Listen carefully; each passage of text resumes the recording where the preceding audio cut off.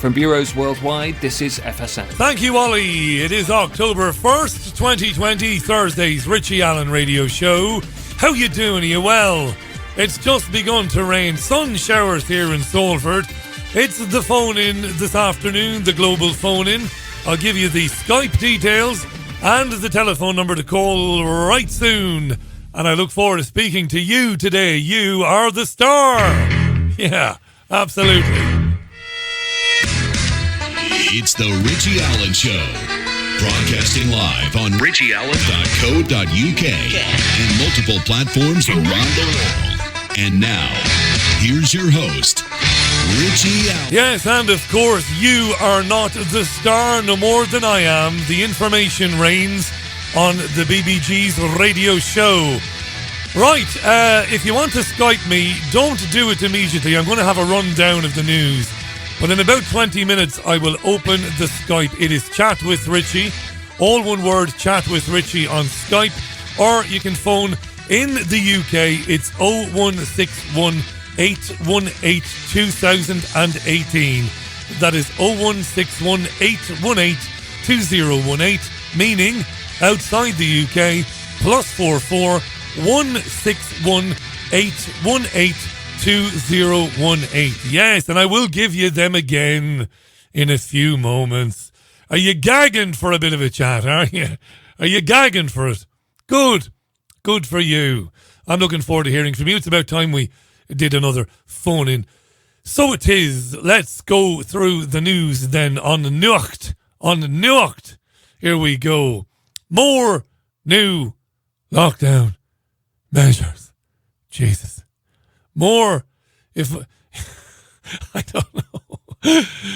Yes, new measures have been introduced in the north of England. A ban on different households meeting anywhere, either indoors or outdoors, will be introduced. Or is it indoors? Nobody knows, you see. I think it's indoors. It's going to be illegal to meet indoors, and that includes, obviously, places like pubs in Liverpool, Warrington, Hartlepool and Middlesbrough from midnight on Saturday. Why? Well, because of a spike in cases. Health Secretary Matt Hancock told MPs today these new rules, well, they're simply necessary. There was a modicum of hope. There was a little ray of sunshine when Middlesbrough Mayor Andy Preston said, "Why no, man? We defy the government and we do not accept these measures." He said that, except for the why no man bit. He said we defy the government and we do not accept these measures. But he climbed down about 20 minutes later and he said, "Okay, I'll obey the law." Oh, here is Matt Hancock, the Health Secretary. Following him, you will hear Jonathan Ashworth. He's the Shadow Health Secretary. Working with council leaders and the mayors, I'm today extending these measures that have been in place in the North East since the start of this week to the Liverpool City region, Warrington, Hartlepool and Middlesbrough. We will provide £7 million of funding to local authorities in these areas to support them with their vital work. The rules across the Liverpool City region, Warrington, Hartlepool and Middlesbrough will be as follows. We recommend against all social mixing between people in different households. We will bring in regulations, as we have in the North East, to prevent in law social mixing between people in different households in all settings except outdoor public spaces like parks and outdoor hospitality. We also recommend that people should not attend professional or amateur sporting events as spectators in the areas that are affected. We recommend that people only visit care homes in exceptional circumstances, and there will be guidance against all but essential travel. So here's Jonathan Ashworth now, the Shadow Health Secretary. I think it was probably too late for colleagues from Merseyside to get onto the call list this morning, but I think if they were here, they would be keen to press the Secretary of State further on the financial support for Merseyside. This is a region which is hugely reliant on hospitality and leisure, and we know that these restrictions extract a heavy social and economic toll. And so areas need financial support. Otherwise, existing inequalities, which themselves, of course, have a health impact and allow the virus to thrive, will be exacerbated. Yeah. Rather than criticise the measures, Ashworth is asking for more money to be borrowed to be given to these businesses while they're not trading. Jesus. Horrendous economic news today. Dozens of companies announced layoffs. You probably saw that on the news, on the BBC, on Sky, wherever you happen to get your mainstream news. Dozens of companies, major companies, smaller companies, saying layoffs are imminent. And do not forget, dear listener, 1/3 of companies in this country has already stated that they will be letting staff go after government assistance ends. We're fooked. We are fooked. What do Jeremy Corbyn, Catweasel, and Stanley Johnson, Bojo's father, have in common? Quiz question. What did Jezza and Stanley have in common? They're a pair of feckless rogues who won't obey the rules. That's what they have in common. Both men apologised today after being snared breaking the rules. Jeremy Corbyn had a dinner party of 8 or of 9, the bastard. And Stanley Johnson was shopping without a mask. Find them? James O'Brien, arsehole, of LBC Radio, asked the Mayor of London, Sadiq Khan, what to do with the pair of scurrilous rule breakers. Have a listen. Do you think that Boris Johnson's dad and Jeremy Corbyn should be fined for breaching lockdown rules? They both apologised, which is the right thing to do, unlike somebody else we know who's broken the rules, but it's not good. And, you know, they both apologised. They realised they did wrong. And I'd say both to Johnson and Corbyn, they're both in the most at-risk groups. They're in the most at-risk groups. They're older people. They're most at risk, but they could catch the virus and pass it on. I'm relieved they both apologised. I'm relieved they apologised too. And what I'd rather those involved in enforcement do is focus on those who are repeat offenders. But if Stanley Johnson or Jeremy Corbyn break the rules again, you know, I think they should be fined. It would be great messaging to do it now, wouldn't it? Everyone would know that everybody is subject to the same rules, which you obliquely refer to a very egregious example of people being essentially told that the rules only apply to them and not to the people. He's a little rat, James O'Brien, isn't he? He even looks like a rat. Have you seen him on LBC's Twitter page? Because radio is dead. They film these guys. Everything is video. Now, this is the last radio show left in the world. The one you're listening to now. There'll never be a webcam here. It's radio. I explained this previously. I might do it again in the future. He's a rat, O'Brien, isn't he? Yeah, the difference, I'd say, look, firstly, listen, I'm in no way condoning what they did, but both Jeremy Corbyn and Stanley Johnson have apologised. It's very different from what happened. No, they have. It's a good point. And so when you think about punishment, there are a number of reasons you do it: to deter, to set an example, to change people's behaviour. They both accepted they were wrong. They're going to make sure they obey the rules and hope it sends a message that the rules are there for everyone to follow. Well, it actually sends a message that if you say sorry, well, that's all right then. Now, everybody who has been fined, listen up. If you have found yourself falling foul of the rules, and if you have been issued with a fine, do not pay it. Have your day in court, dear listener, and point to the letting off of Johnson and Corbyn. That's your get out of fine card, isn't it? Go to court, magistrate, whatever. Why didn't you pay your fine? Well, I said sorry. If it's good enough for the former leader of the opposition and Stanley Tally-Ho Johnson, well, it should be good enough for me. Right. I wonder if Johnson and Corbyn, Jezza and Stanley are fed up with life and they were actually attempting suicide by COVID. Maybe. You never know. Well. Do you fancy some fuckery files? Bit of fuckery files, why not? This one is a beauty. What will we do about those migrants in their boats in the Channel who are hell-bent on reaching these shores? What will we do about them? I got this on Sky News today. I thought I was dreaming, but I wasn't. A range of measures have reportedly been considered by the Home Office as it tries to tackle migrant crossings in the English Channel. Priti Patel's department has considered a wave machine in the Channel, sending asylum seekers to the Outer Hebrides or flying them to Papua New Guinea. What kind of fuckery are you? What was that again, Priti? Priti Patel's department has considered a wave machine in the Channel. A wave machine in the channel. A wave machine in the channel. Priti Patel. Little Pretty. How did she explain that at Cabinet? A wave machine, Pretty. Well, I've been to Splash World. All you have to do is make it bigger. Just make it bigger in the channel. A wave machine. According to Nigel Farage, the Brexit Party leader, there's madder things being discussed than a wave machine. Honestly. No, I mean, I even heard one about a floating wall in the middle of the channel. What was that? No, I mean, I even heard one about a floating wall in the middle of the channel. I think it must be April the 1st. All these ideas are ludicrous. It almost looks like there's somebody leaking this from inside the civil service to embarrass the Home Secretary. Yeah, I can picture the wave machine upending, capsizing boats in the channel. And you could take that to whatever level you want. You could have the wipeout music. Wipeout! You could play that every time you overturn a boat full of migrants. I mean, yeah. There's some good business, though. Some good business. There's some good news about business. Yes, there's actually some good news about business amidst all the doom and gloom. Sex dolls are selling like hot cross buns. According to Jade Stanley, who makes sex dolls for a living. Now, Jade was on this morning with Philip Schofield and Holly Willoughby today. Serious business, this lockdown, you see, prevented people being able to mix with other households, including shag with members of other households.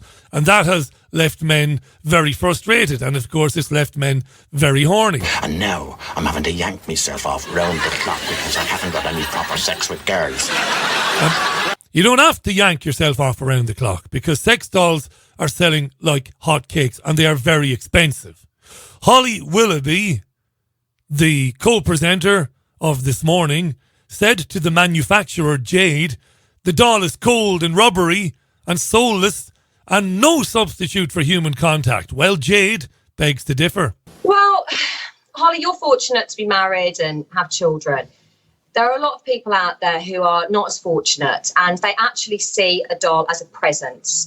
A bit like having a cat or a dog in your home, it is a present. And actually... A present. Ask Ed and Lorraine Warren about presents and dolls. Actually, the dolls, they do warm up. We can put... They warm up. You can actually get them to warm up. Boxes in. That's always quite a big request. So they can actually... There is an AI function. There's an AI function where it'll talk to you. Where they can talk to you in a fashion.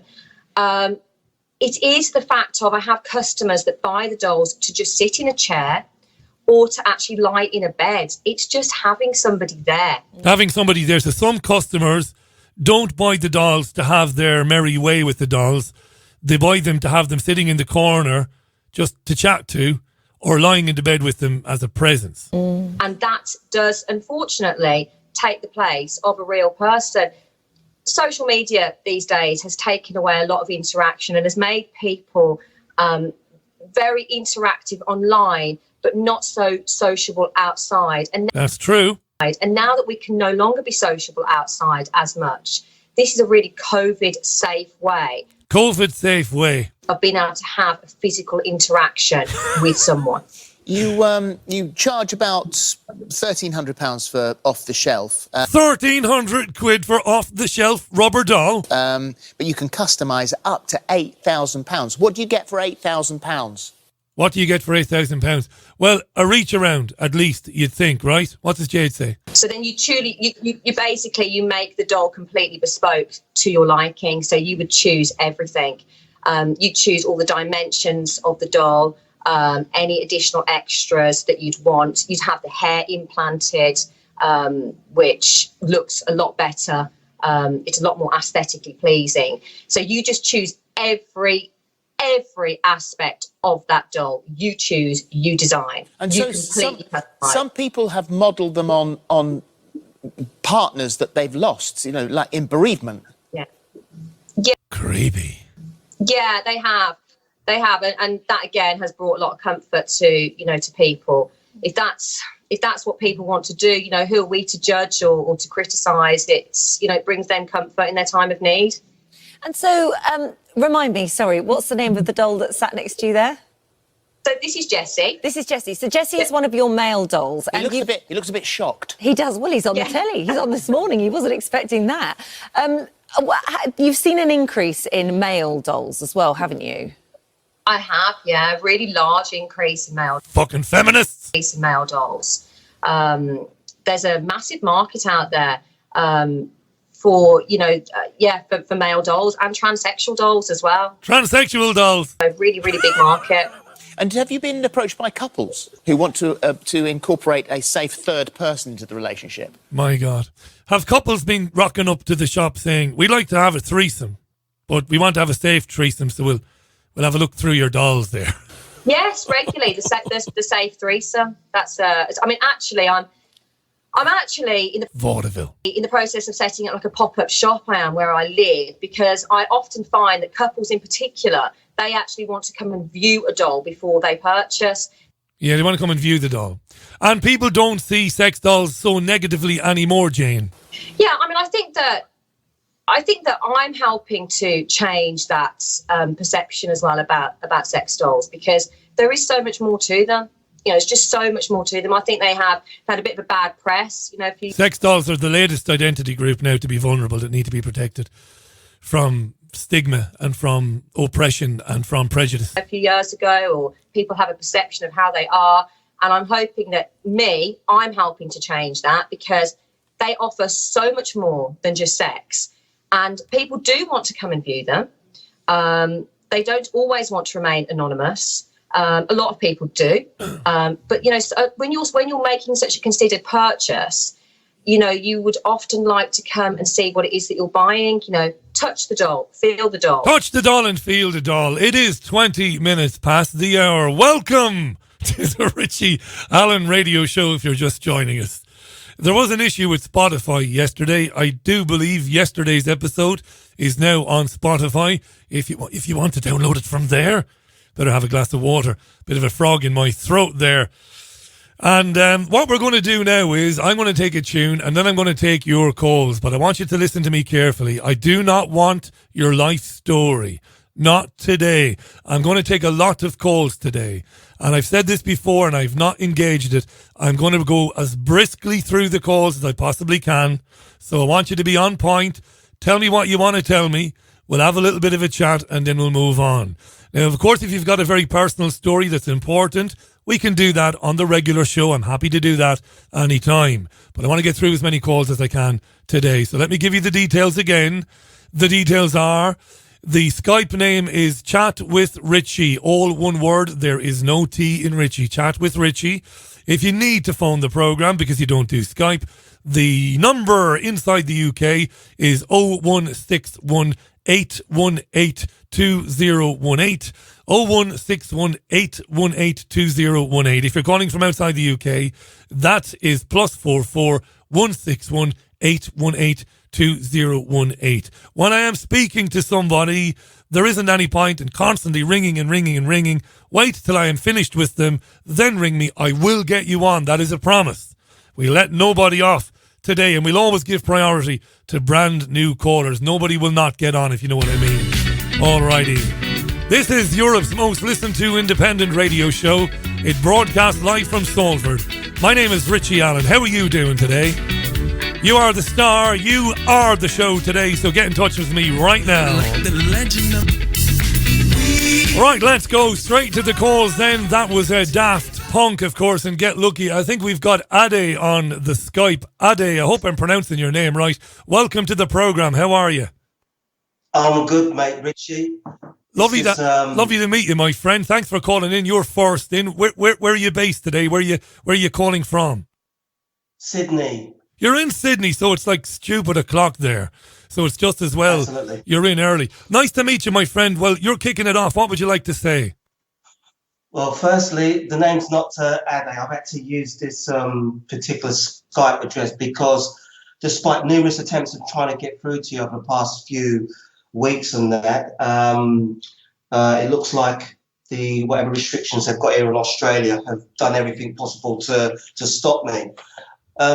Just in summary, I produced a documentary which featured Vernon Coleman and a few others, basically just talking about what's been going on with the dreaded virus and what have you.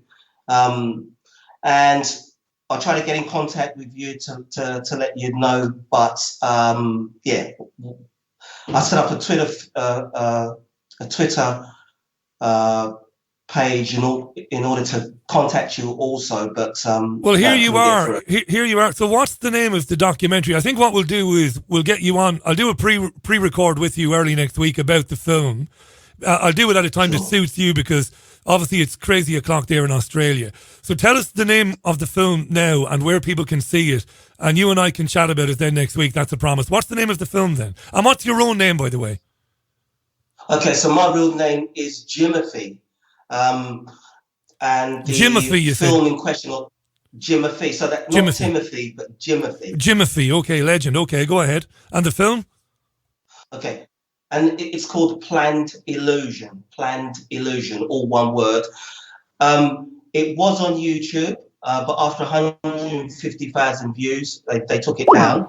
So I've had to put it up on BitChute, and a few other channels have actually picked it up, including Alex Jones. He's picked it up, a few other people, Richie from Boston. But so what I've done though is I've set up my own channel under the same name. So if you look up the Planned Illusion channel on BitChute, all one word. So tell me this, and then Jimothy, tell me this. So the film is obviously about what's been going on. It's about the COVID crisis, pandemic. Is that what it's about, essentially? Essentially, yes. So after watching and listening to people like yourself over a period of 12 years, and looking at things from this vantage point here in Australia, I amassed an enormous amount of information. But trying to convey that to people around me was just like, pulling teeth. Yeah. And so after going through a very severe lockdown myself in Melbourne and managing to escape to Sydney, I felt that, well, okay, fair enough. I'll put a little video series together. I wasn't expecting it to get the kind of traction that it did, but it's essentially, I just summarized the information that I had and information that people like yourself have been brought together, and put it into small... And do you have a background in filmmaking, Jimothy? Is that what you do? Editing, directing? Is that what you do? That's the funny thing about it. No, you didn't. This is the first time. Yes. Well, that's an incredible thing. Hey, listen, I'll tell you what we're going to do. Folks, go to BitChute, watch Planned Illusion. I'll watch it over the weekend. We'll have a chat next week about the film. That's a promise. But while we have you here, and what you can do is, in the chat box here, send me your email address and I'll send you an email after the show. You can pick it up tomorrow. So we'll feature the film. We'll have a chat about it next week. Before I move on, though, tell me about that crazy lockdown in Melbourne. How serious have things gotten there, and how serious did things get for you to want to move out of there? Well, okay, I realised actually, funny enough, this week that Melbourne signed up to what's called a Strong Cities programme, and so essentially we were dealing with basically a foreign invading force. 23 hours lockdown. So this is probably, Melbourne was dubbed as the third most livable city in the world. It was fantastic. I was actually here as a DJ. And as soon as Andrews introduced the mandatory face masks, which I actually refused to go along with, police and soldiers patrolling the streets, shut down of all shops, shut down the freedom of speech, not allowed to put anything on your Facebook or what have you else. Only one person in your household can come out for an hour a day to go to the shops. All businesses shut down. We saw this, Jimothy. We saw this on Australian news, and I'm going to be honest. If I hadn't seen the reports, I would not have believed it. Everything you've described is true. The military patrolling the police, residences like apartment block buildings with police there and armed soldiers there to prevent people from leaving. It was like a science fiction film, but yet we were seeing it on Australian news, so it was obviously happening. And how did people deal with that? Was there any resistance to it? No. None. In short. The Victorians are a really lovely group, lovely set of people. Oh, they'll give you their right arm. And that's the issue. You see, my folks are in London continually sending me reports where every single one of them, from the very youngest teenager right up to the elderlies who are in their 70s, they'll be at Trafalgar Square protesting for their civil rights and liberties. You see, down there, they literally don't understand that they're in big trouble. And now that I've found that they've signed up, Melbourne's been signed up to the Strong Cities program, we're looking hell. There's going to be hell unleashed down there. And it goes even further than just the restrictions, because I can tell you, the shocking thing, revelation for me, was that there are certain individuals who are fronting a so-called resistance. No, they're gatekeepers. All right, this is the level, this is the advanced level of deception and manipulation that's happening to those people down in Australia. So do you mean, let me jump in, do you mean, Jimothy, do you mean that genuine grassroots resistance to it is infiltrated by those who would maybe steer it in a different direction, gatekeepers, or are these groups actually started by gatekeepers? Or is it both? Yes, you're right, absolutely. So they're started, but I think gatekeepers, if you like, keep the sheep well inside the pen. Wow. So it's not uncommon for the day before, 2 days before, for certain individuals to be arrested in full view of everyone, and for these individuals to say to everyone, listen, we've got kids, let's just stay home, let's go to the beach or something. It's absolutely shocking. That's amazing. And, you know, I had to speak to someone that I left behind there this week, and I said to them, look, listen, as a result of the videos that I've been doing, you know, a lot of people have been sort of contacting me, look, you need to get out. And they said, oh, you know, no, we're going to sit and fight. I said, you'll do nothing. Because the men down there, they're more women than the women are, basically, right? Get out. And this is to everyone who's listening. If you're down in Melbourne, get the hell out, all right? You think it's going to get worse? Shit. You think it's going to get worse? I'll tell you what we'll do, right? We'll leave it there for now. Thanks for reaching out to me. Send me an email address here through this Skype chat. I'll drop you a mail later on, and we'll do a pre-record next week about your film, and we'll put it on Tuesday or Wednesday's program, and we can talk about these issues further. It's just I'm getting an enormous amount of calls coming in. You've brilliantly described how bad things have been in Victoria and in Melbourne, and I mean, like I said, I wouldn't have actually believed it, despite knowing what I know. I would have found it difficult to believe if I hadn't seen the footage of it on Australian news. It's shocking to me. And you're in. Where did you say you're in now? You're in Sydney now. So I'm in Sydney now, yes, indeed. And it was a miraculous escape, actually. Wow. To be honest. And tell me this, Jimothy, just before we part company today, what's it like in southern Sydney compared to Melbourne?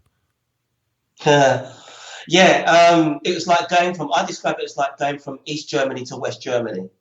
Is that right? I think it's actually quite depressing, actually, because people are having a song and dance here, getting dressed up, short skirts and everything, while your brothers and sisters down in Melbourne are literally in captivity. They should be at the borders. They should be doing a London each and every week at the borders. But no, they're having a song and dance here. You are properly pissed off, aren't you, with the lack of resistance to it by people like yourself? Oh, listen, people think I'm a lunatic, but actually, you see, to you, Richie, I sound quite normal. Yeah, well, of course you do. Absolutely. To everyone around here, I'm just throwing smoke. What's the fuss all about? It's all good. Listen, mate, if you've been trying to get through to us, I'm sorry that I haven't picked up your mail. You can imagine the volume of mail that comes through the website. So I'm glad that you took the initiative to get in touch with me this way today. I'll watch the film over the weekend, and you and I will speak Tuesday or Wednesday, whenever it suits you, and we'll do it in the early morning UK time to make it easy for you, and we'll have a chat about the film. And great to meet you, Jimothy. Thanks, mate. Thanks for coming on today. If I can just make a quick request. You can. Because I've said they are suppressing me here. You'll have to send me a Skype chat, and then I can reply to that. It's not that we send you a chat message from where I am. Well, I'll just send a little message here now, through here, after with my personal email address, and we can crack on then. And all the best to you in the meantime. Cheers, mate. Thank you. That was Jimothy there. He's responsible for Planned Illusion, a film, and according to Twitter at the moment, and many of you have seen this film. It was on YouTube, he told us earlier, didn't he? I think he said it was on YouTube, and it had a couple of 100,000 views, which is no bad thing, but it was deleted from there, so he's uploaded it to BitChute, and I've already retweeted one link to it, so do check it out, and we'll do an interview with Jimothy next week. So we will. Mad times. These are mad times, eh? Let's get to our next call. Don't panic if you're calling in. We're going to get everybody in, right? Get as many people in as we possibly can. Right. Caller, welcome to the programme. We're connected on Skype. Who am I speaking with? Hello, Richie. It's Steve here from Ayr in Scotland. Steve, you're very welcome to the show, mate. I can see you on video there. You're looking well. How are you? Yeah. I'm all right. Actually, I spoke to you about a year ago. I don't know if you remember. If I said I do, I'd be the biggest liar in the world, Steve. But don't take it personally. We've done so many of these phone-ins, mate. But welcome back. And I'm really glad to be speaking to you again. One of the reasons why I'm ringing is that when I spoke to you, I was talking to you. You said, what do you want to talk about? And I said, look, this is really getting on my nerves. And it was to do with climate change and Greta Thunberg, and it was on the TV and the radio all the time, and I was just saying, look, this is a hoax. This is and where are we now? A year later, and we've got something else. But again, I think it's largely made up. I mean, it's just what's going to happen in say 12 months from now? Is it going to be something else? That's an interesting question. When you say you think it's made up, look, you obviously do listen to the show, so you know that I'm sympathetic to what you're saying. But just for people who are not sympathetic, have you known anybody? I mean, you're in Ayr. What about how it went locally, March, April? Do you know anybody who was sick? Did you hear about people being sick? I don't know anyone that's ill. No one at all from here. The only thing that did happen in March, sadly, my wife's uncle passed away. He was very elderly. He was 97. But the strange thing is, he collapsed at home and he had to go into hospital, be admitted, and his wife wasn't allowed to go with him. And then a day or two or overnight, she had a call that he died, but they said that he died of coronavirus, and I don't know how they can come to that conclusion. So it's a bit because he was unwell. The gentleman, he was unwell anyway, and he was elderly. How can they say straight away that it was that?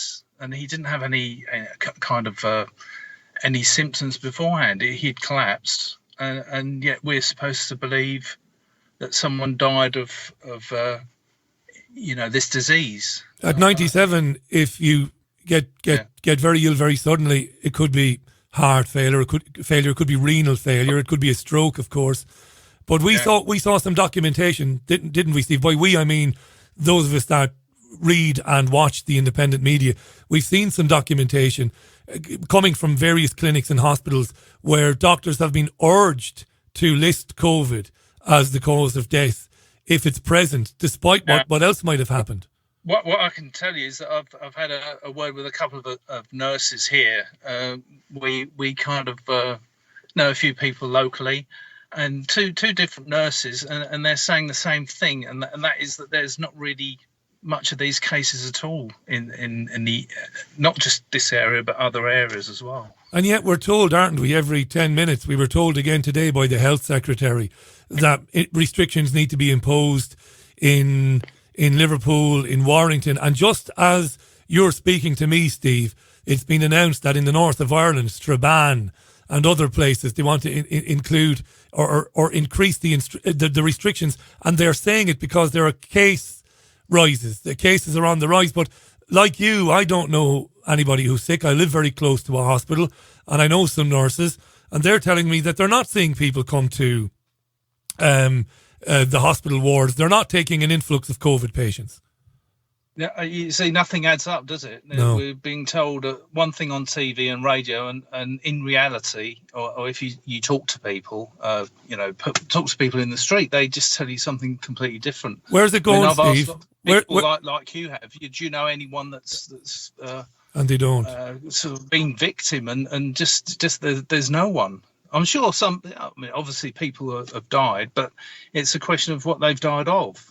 Do you know, I think back to when I was kind of ill in January, and Yeah. I'd want to bring that up again or mention it again. But I think if you were very senior, or if you had existing conditions, if you got what I got in January, you would have been in serious trouble, I believe, because what I got was bad, yeah. you know. I'm not doubting that people are ill, and people have underlying health conditions as well. But what do you think it's about, Steve? You look at the independent statistics, and the vast majority of people will recover. You know, if unfortunately they get this thing, it's by no means fatal. Tell me this, Steve. So before I move on, thanks for getting back in touch with the program. Before I move on, why is this happening? Do you think? What's the end game? I think there's something else going on which we're not being made aware of. I've done a lot of research. I've read books about the COVID thing, and I'm pretty sure that it's not what they say it is. And there's something quite bad that's happening. I mean, I've been following Charlie Ward, for example, and there may be some other things. I mean, there's a human trafficking problem all over the world, and I don't know if perhaps it's connected to these lockdowns and especially the local ones, because even the local ones don't really make sense. Yeah. You have all these different rules in different areas. It's just very, very strange. What you're saying there about human trafficking makes a kind of a sense to me. For me, I think it's multifaceted. I think it suits about 15, 20 different agendas. Cashless society, obviously, the surveillance, the passports, the vaccines. And I think you're right, Steve, about the trafficking. Listen, next time you call this program, go ahead. Yeah, sorry. No, I was just... Go ahead, Steve. Climate change and this coronavirus, and then if it's not that, it's going to be something else that they come up with. I'm sure. I think you're right, mate. Next time you call the program and tell me you're Steve from Ayr, I will remember you. That's a promise. Okay, Richie. Lovely to chat with you today, Steve. Keep up the good work. It's fantastic what you're doing. You're a gentleman. Thanks for saying that. That was Steve in Ayr there. He was actually speaking to us from his car. Lovely to hear from Steve. We're off to the phones now. I know there are certain mobile numbers desperate to get through. Don't panic. I'm telling you, we'll get to everybody. Or my name's not the BBG. It's 17 and a half minutes to the top of the hour. Welcome to the Richie Allen Radio Show. It's the global phone-in this afternoon, taking your calls from wherever you happen to be. I'd like to hear from some women. That's WIMMIN, some women. Be nice to hear some female voices, please. The numbers are, if you're calling inside the UK, 0161 818 2018 or +44 161 818 2018. The memes are on Twitter and are on Facebook, but doesn't need to cost you any money because you can you can connect with me on Skype. It's Chat with Richie, all one word, Chat with Richie. Back to the phones. Caller, welcome to the program. Who am I speaking with? Hello. Hey, Richie, this is Eric in Gloucester. Eric is in Gloucester. How you doing, Eric? Welcome to the program. How are you? I am honored to be speaking with you, my friend. You've been a real spot of brightness and humor and information, keeping me going through all this, shall we say, shite. You're very kind, Eric. I think we spoke about 2 years ago, didn't we? Or a bit less than 2 years ago. I think I remember you. I think you might have someone else, Richie. This is Maybe. the first time I've called in. Oh, well, that's lovely. Lovely to meet you, Eric. Listen, you know you know the way it goes. You have the floor, my friend, so you say whatever you want to say.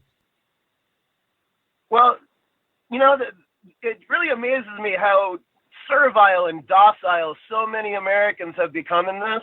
At the same time, I'm starting to see a lot of people really waking, opening their eyes and seeing the situation that we've been talking about for years. Like, so many people have called me a crazy conspiracy theorist. Yeah.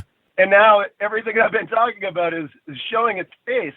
And I find some justification in it. But God, I wish I was wrong. And there's a temptation, Eric, to say, I told you so, but you can't do that either, right? You've got to be a bit more humble about it. You end up looking like a total jackass. But the point is, we've got to change this situation. And outlets like the Richie Allen Show and other shows are really the key to it. I really believe in the dissemination of this, call it alternative viewpoint, but I mean, it's got to change. Something's got to be done. You guys are getting hammered in the UK. Yeah. Here in Gloucester, everything is, pretty much usual. Yeah, there's a lot of mask wearing, and some people have, said a couple of things to me because I refuse to wear the face diaper. Yeah. But for the most part, it's normal here. You guys are getting it hard. My heart goes out to everyone in the UK. You've saved me. What is going on? You've saved me a bit of embarrassment, because I was going to say to you, what the hell is a Yank doing in Gloucester? But of course, you're in Gloucester, on the east coast of the United States, right? That's where you are. Correct. I believe you once have found your way to the crow's nest in Gloucester. I heard in your show once. That's right. Many moons ago, I made a pilgrimage because I'd read the book The Perfect Storm by Sebastian Junger before it was even a film, and I wanted to go to the bar because the Irish football team went there. What an experience that was! So, Eric, are you from fishing stock yourself? Are you from fisherman's origins, or? I am. I am actually a commercial tuna fisherman. I supplement some of my income catching giant bluefin tuna. This is the first year in 11 years I chose not to be crew on a harpoon boat. Guess I picked a good year because it was, the market has crashed, the prices are awful, and everybody, because no one's at work, everybody's out there trying to catch one. So it's a shit show, to say the least. What about your presidential race? I was listening to Sky News this morning, and John Bon Jovi amazingly was speaking to Sky News, and he actually thinks that we might not have a result anytime soon in the election. It's going to be so chaotic with the mail-in voting and with Trump's behaviour. Did you watch the debate the other night, Eric? What did you think of it, and do you think you'll get a result in November? I was with a group of friends at a buddy's house, and we put it on for about, I'd say maybe 12 minutes before the television was turned off and the drinking commenced in earnest. It was the most embarrassing spectacle I have ever witnessed in political theater. Like you said, you've been saying theater. It's complete vaudeville. It's reality TV. Gerald Celente said it yesterday. The Truman Show, I mean, I don't know. I mean, did someone, I don't know, dose planet Earth with really clean LSD? I don't know what's going on. It's haywire. It's funny you mentioned dosing the planet with clean LSD. I believe that a geoengineering program, a spraying program, has been going on for many years. Who knows, Eric? Who knows at this stage? I'm open to anything. It clearly was the brown acid, because this is definitely not a good trip, man. No. This is definitely some dirty some dirty street hell. But it really belies a larger problem, which is division, and it's intentional, obvious divide and conquer tactics by the powers that shouldn't be, and only things like Richie Allen Show, like Mike Rivero's show, it's making a change. I've talked to so many people that have come towards this alternative from the mainstream thought, and I believe critical mass is growing, and I hope so. Richie, keep doing what you're doing, my brother. I listen every day. I contribute. I hope you keep doing it, my man. It really brightens my day, and I'm going to let you go. It's been an honor to talk to you, and keep up the good work, brother. Eric, lovely to speak to you today, my friend. Speak again, please God, in the future. Lovely to meet you. Thank you, Eric. That was Eric in Gloucester. What a great memory Eric has. I was speaking on the programme maybe a couple of years ago about my time in America in 2002. But it was before that, wasn't it? No, around about that time, yeah. And my travels on the East Coast, Miami, I did everything, Framingham. I did the whole lot. New York, Boston, New Jersey, I did the whole lot. Took a Greyhound bus from Miami to New York because I'd seen people do it in the films and I wanted to do it and all that madness. Right, it is 11 minutes to 6. This is the Richie Allen Radio Show. Back to the phones. We're on the mobile and we're in the UK this time. Caller, welcome to the programme. How are you? Hi, Richie. It's Chris here. Chris calling from Hampshire. From Hampshire. How you doing, Chris? Welcome to the show. Yeah. You've got the floor, my friend. What would you like to say? Well, yeah, as everybody says, I'm a patron of yours and great stuff from you. Also, you turned me on to Mark Windows, and thinking of what he says, the strategy you've got to take to combat what's going on. I don't know. One thing I was going to tweet you was that there's some strange, we would have thought of as strange sort of link-ups. Now, like this morning, I found myself listening to Julia Hartley-Brewer. Yeah. And she's like the morning version of you. She's a very good broadcaster, Julia Hartley. She's a great broadcaster, very good presenter, yeah. Yeah, she has almost turned into you, but in the morning on a sort of semi-mainstream show. And also, like I say, saying about Mark Windows, listening to his latest discussion, sad to say, also echoing what you say, the demonstrations, they're factored in. They're factored into this. And unfortunately, David Icke, he shouldn't be at those things. I mean, they can just dismiss the demonstrations because David Icke's there. And now Piers Corbyn has become that as well, almost. I understand. I understand why David would want to go. First of all, David is like everybody else. He's pissed off at having to be stuck indoors. You can't go to the pub. You can't go to the restaurant. And a lot of people attending would know David, and we all love David. I mean, I love David. I've been reading David for years, but I kind of agree with you.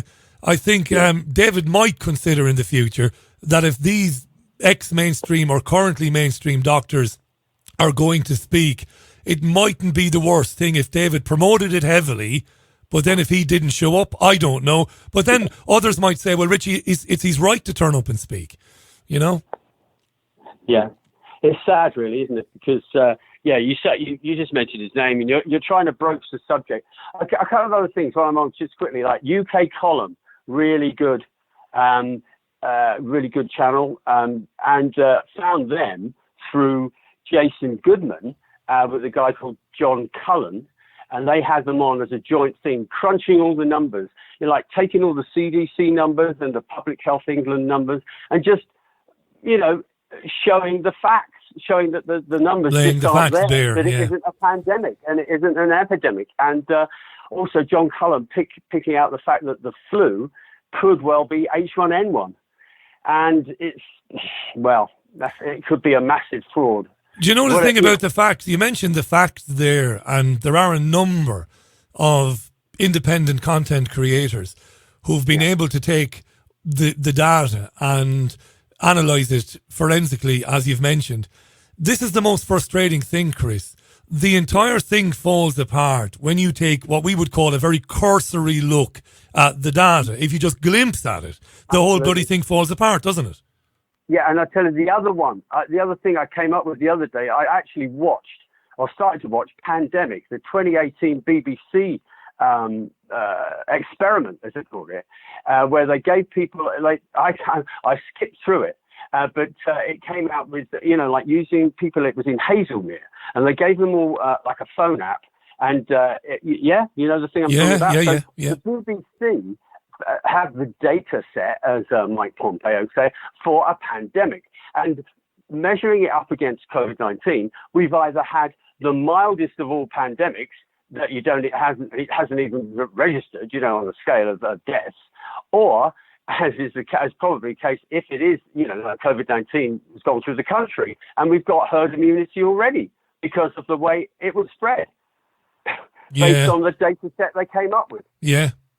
That's the killer for me. It goes around the whole country. Yeah. It goes to 43 million people in 60 days or something like that. And their figures come up with something like the mortality of H1N1. It's something like 800,000 people dead. So going on what COVID-19 has killed, numbers that, we know stripping out all the comorbidities and everything, it's something like 1,500 people. And the same in the USA, it's something like 9,000, it's already there. There's the BBC. Well, you mentioned, Chris, you mentioned Julia on Talk Radio. She gave the Transport Secretary, Grant Shapps, the runaround a week and a half ago over the false positive rate. And again, the frustrating thing about that was Brewer basically demonstrated with Shapps that effectively 9 out of 10 of those deemed to be positive cases are probably not. And Shapps couldn't answer her. For me... Somebody could... Yeah, sorry. No, I was just going to say, for me, the most difficult thing for me to accept is that it doesn't become front page news on every newspaper the following day. Yeah. And this is the thing, because they choose to ignore it. And that kills me. Well, yesterday, again with the BBC, unfortunately, I'm a home care worker. I go around clients.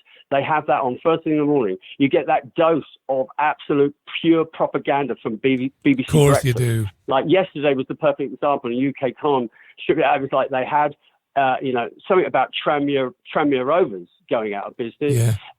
It was 1 million deaths worldwide, notched up to COVID-19. So it was like, hooray, we've gone past 1 million. It's like the pure propaganda. It's shocking, isn't it, Chris? Hey, Chris, it was brilliant to catch up with you today, mate. I better take another call. Great to speak. And you're in Hampshire, mate. I hope all is good for you there, and I hope you're well, and you and yours, and stay well, Chris. Thank you. That was Chris there in Hampshire. I want to hear from some women. That's WIMMIN. Let's get some ladies. Very male-centric today. And I know, because the statistics, lies and damn statistics. Is that how it goes? I've probably made a mess of that. Statistics, whatever. But our YouTube statistics and my Podomatic statistics show that the overall Richie Allen audience is actually made up 62% female, 38% male. And you just know I love that, don't you? Of course I do. The BBG might not be much to look at, but he's got 62% of the audience is female. Let's see, do we get some ladies on? You do know the numbers by now. It's Chat with Richie on Skype, 01618182018. If you've tried to get on already and haven't managed, don't give up. I'll get you on. We can go to 7 o'clock. Let's get our next caller on. It's a mobile in the UK. Caller, welcome. Who am I speaking with? Yeah, Richie. I can just about hear you. Who have I got? Right, the line is really bad. What I might do is make a note of the number and give you a call back in a minute. It's a really terrible line there. Let's try it again. Caller, who are you and where are you calling from? It's Mick Gussie from Newcastle. You're calling me from Newcastle. The line is dreadful. I'll tell you what we'll do. We'll drop it out. I've memorised the last 4 digits. Bear with me and I'll give you a call in a moment when I get a minute there. Sorry about that. These things happen, you know. Back to the mobile. Caller, who are you? Where are you calling from? Richie. Is that Richie you now on the line? It is Richie. Who am I speaking with? You're speaking to Rude Boy Marcus. We spoke around about 4 years ago. Rude Boy Marcus. I'm very well, buddy. Nice to be speaking with you again. What would you like to say? Lovely to get through. I've got to keep it short and simple because I know the lines are really busy. Cheers, Marcus. Just want to give you a quick chat quickly about the nightclub industry and the entertainment industry and that. It's fucked. It's really bad, Marcus, is it?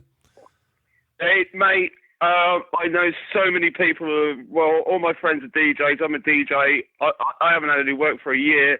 I can't do weddings. I can't do this. I can't do that. I can't do nothing. And even if I wanted to put on a daytime venue, I'm only allowed 30 people there, so it's not viable. I went over to Ibiza to try and get some work. That's fell for it. It was horrendous, mate. Yeah, yesterday morning, I think it was yesterday, a nightclub owner, a man who runs a chain of bars, and a bar manager and a DJ came on and said exactly the same as you said. It was bad enough the curfew at 10 o'clock, but now go ahead, Marcus. It's ridiculous. This 10 o'clock curfew. I mean, what's stopping people getting pissed at 9? Sorry about the language, but you're good at that anyway. I'm certainly not going to throw any stones at your glass house, Marcus, about the language. But, just basically, there's been a lot of chat going on, and I will tweet it on your website. There's a couple of great videos that come out of Ibiza in the last couple of days, just about the state of the industry, where we're at, and where we're going to go forward. There is a chance that something will happen in the future. So, my heart goes out to all my, well, you're a DJ myself, you're a radio DJ, but I'm a DJ who makes money from playing in clubs in Ibiza and Amsterdam and stuff like that. You're a real DJ. You're a real DJ, yeah. I mean, Marcus, when I was younger, I made my living doing disco bars, basically DJing in disco bars. I certainly didn't have any skill, not like you, but I made my living doing it. And if I was making my living doing that today, I'd be screwed. It's as simple as that. But it's obviously bar people, security. Sorry, Richie. This is it. I've just been told for the next 6 months, you're not DJing anymore. Everything's been cancelled. And there won't be a venue left anywhere, I don't think. And this is, what kind of agenda is this going on? Music venues, and like you did yesterday, that was quite very funny with Oh Sweet Caroline. I thought that was hilarious because that is exactly what's happening. You can do this here, but you can't do that there. I mean, what the hell? Tell me this now, because you will obviously know men and women in your own industry, DJs, entertainers. How do you think people are taking it? Are more of them beginning to become a bit suspicious about it? How did they feel about it? Did they believe it, that it's necessary? Or are they beginning to start asking questions, Well, Marcus? they're losing their houses, Richie. They're losing their jobs. They're losing. A friend of mine does an events business. He lost like 60 grand this year, in bookings. You can't sustain that, and I think they were saying on Sky News this morning, there's like 4 million people going to lose their jobs. The hospitality industry is on its knees. I posed a question the other day. It was a serious question. And somebody said to me, it's easy sitting in your ivory tower. But I swear on everything that's sacred to me, if I owned a business, I would open it. And I would challenge the Stasi to take me away in handcuffs. Why are more businessmen and women not getting together, Marcus, and sticking their fingers up to Hancock, Whitty, Valence? It's funny you say that because I was chatting to a friend of mine, Stevie Diamond, another DJ. I said, listen, okay, if they're going to issue a £10,000 fine, put a free party on and charge everyone a £5. That's absolutely brilliant. Yeah. You know what I mean? And that'll cover the bloody bill. You know what I mean? Yeah. So, that's where we're at. So, yeah, I mean, things are shit at the moment. The other thing I was going to say to you, I worked in a casino in Bath over Christmas, and we had a lot of Chinese tourists, and I felt very ill as well. Just after Christmas, bit like you, couldn't bloody breathe, couldn't, walk anywhere or anything like that. So there is something going around, but I think it's just a nasty case of flu. A bad flu. And that's what I think it is, kid. And again, the cases, they say cases, but all of these people are asymptomatic. There's nothing wrong with them. And they've managed to convince the public that a case is an illness, but it isn't. Well, they call it a disease. A disease, yeah. It's not a bloody disease. It's not liver disease or heart disease. They call it a disease. I'm like, no, it's a fucking virus. Sorry, I'm using bad language. It's all right. I don't mind that. Look, we've had viruses for years.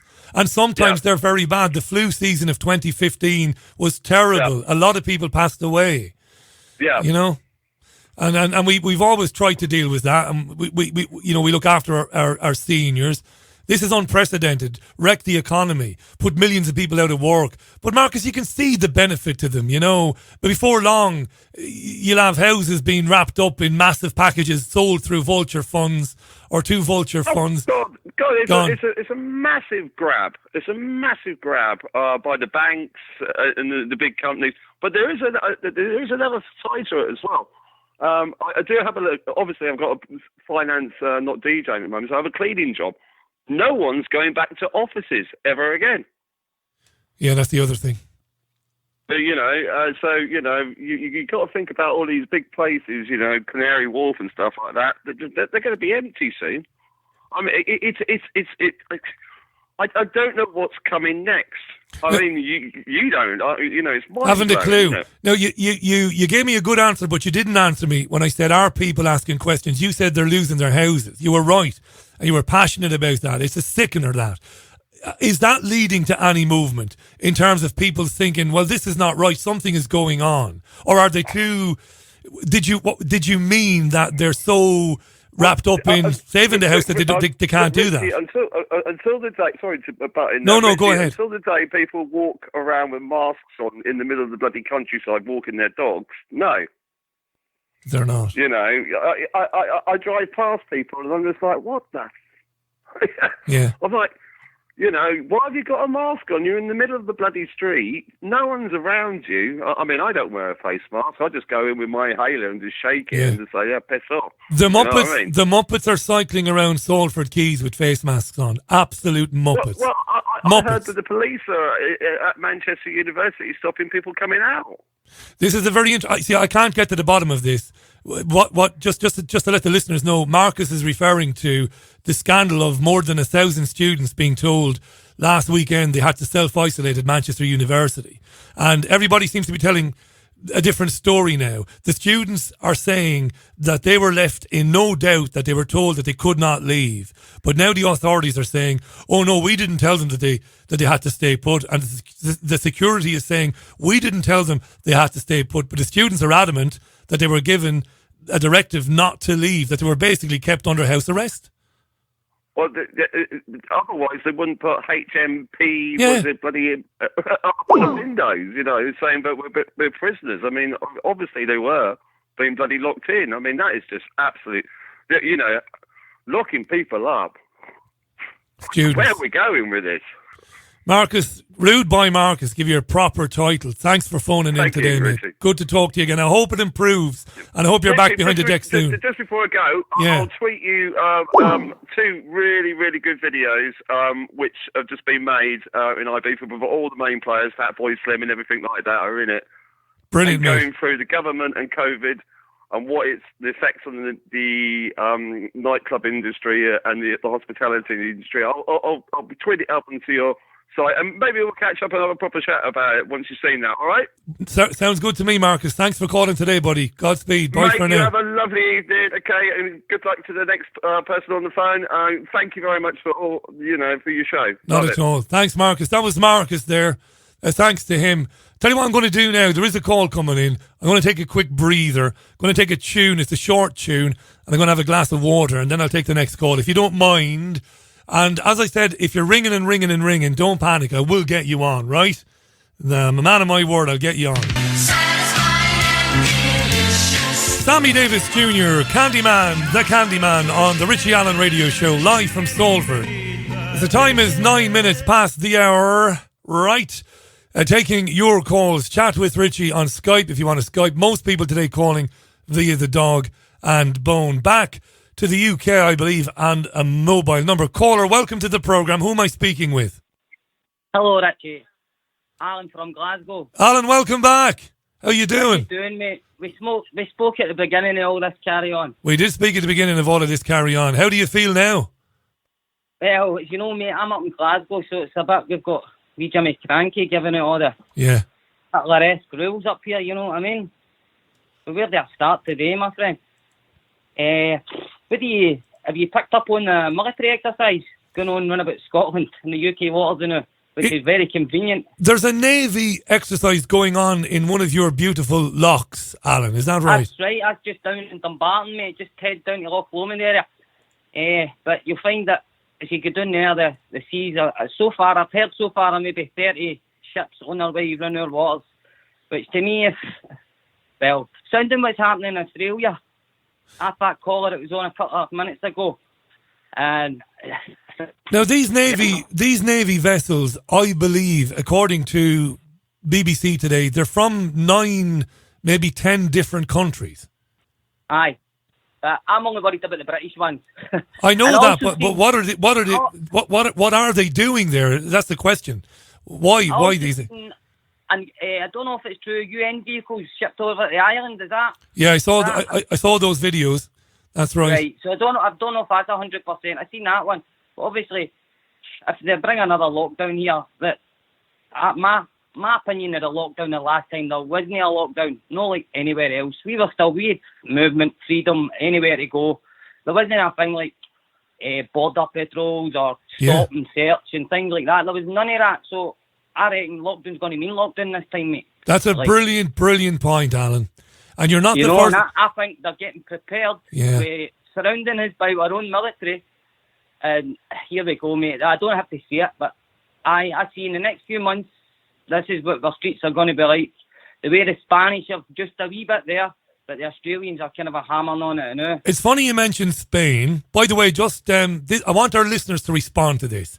Alan, as you just heard there, said something to me that a close friend of mine said to me the other day off air, that the so-called lockdown from March was nothing. It was a picnic compared to what's coming. If you agree with Alan, I want to hear you on Twitter. Do call the programme. Alan believes that they're preparing for a proper lockdown, which would be, obviously, as you said, searched on the streets. You can't leave your street. Well, you know, it's funny you mentioned Spain.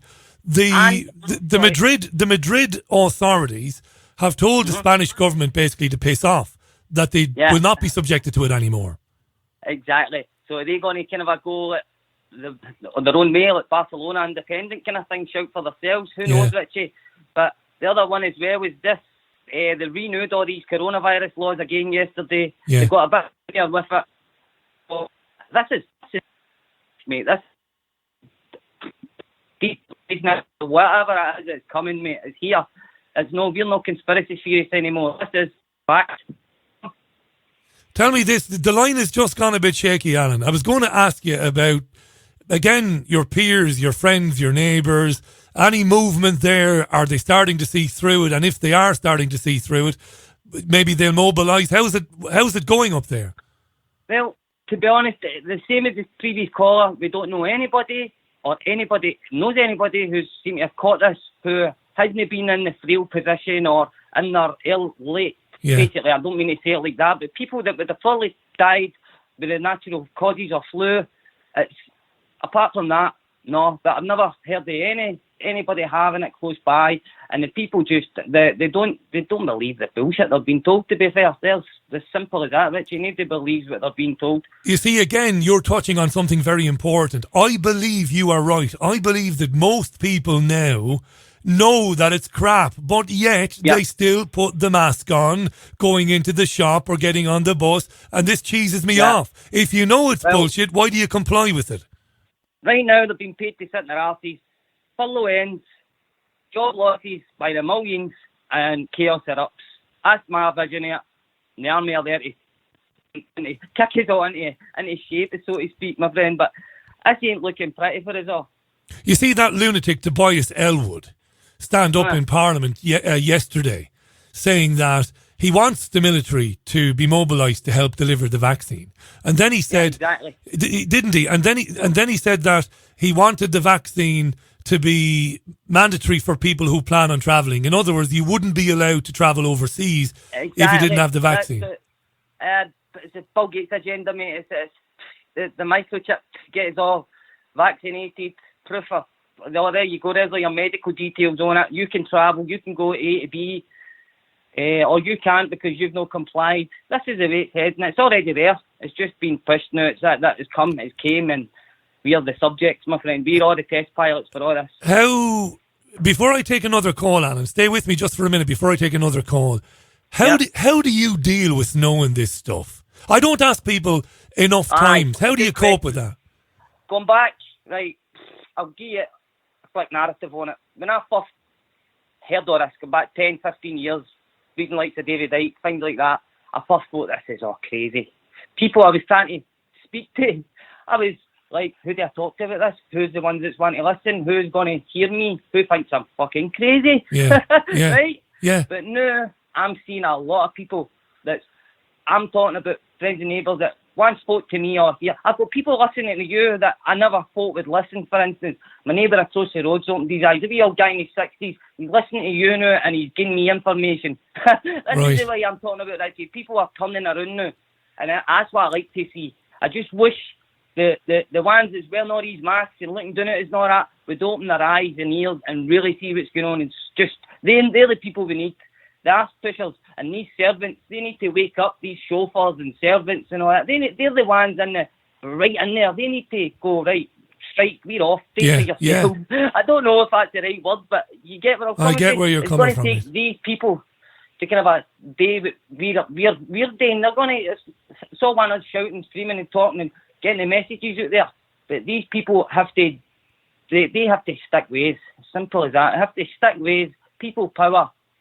It's only back to reality here. People power. Go back to that. Basic. Stick together. If we don't comply, if we stick together and do not come, it does not need to come to violence. All it needs is non-compliance. That's not what we're calling for. We're calling for peace. We're calling for everybody to unite and just give our own choice in life. We don't want jabs, stabbed with needles and told what to do. We want to have a choice. We want to know we're family safe. We want to know we can visit and check in on everybody with foot. The aggro, simple as that. We just want to live without being told today. But we also want to know, there's a good thing about the man and all about the cover-up. There's a big paedophilic cover-up, mate. There's something about this. It's the agenda in this thing. It's just too near to home, your Prince Phillips and all that. That's another big story. It's going to take up shows and shows. No doubt. But by God, that's one of the main things I believe that this is all. You know what, COVID... It's sort of narrative, doesn't it? It's sort of narrative. Brilliant. Covers it all up for them. Listen, I'm going to take another call, mate. You have a great weekend, Alan. Thanks for getting in touch with us again, mate. Always good to talk. Thanks, you too, Alan. I'll see you soon, my friend. Take it easy. God bless. That was Alan in Glasgow. And what Alan was saying there, and we heard this earlier on, from Alan's compatriot in Ayr, up there, of course, in Ayr. I believe that one of the things COVID does is COVID is like one massive fart. A huge fart. Why? Well, to cover up a lot of minor emissions in the room. I read this somewhere in a book many years ago.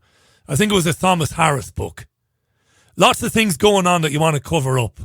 Lots of little farts. You don't want people noticing them. So you let go one big bomb. And COVID is covering a lot of things that are going on. The erection of 5G towers around the country, undoubtedly one of those agendas, in my opinion. These are my opinions now. This is conjecture, not fact. Conjecture. To cover up the trafficking of children, no doubt in my mind. Many agendas being covered up by this. It's 19 minutes past 6 o'clock. It is Thursday, October 1st. We're into the autumn now, into the dark evenings. We're into the fireworks, not good for the dogs. I just want to say I've noticed Ian, you've been trying to get through since the word go on Skype. I will come to you next, Ian, after I take this call on the mobile. Caller, welcome to the programme. Who am I speaking with?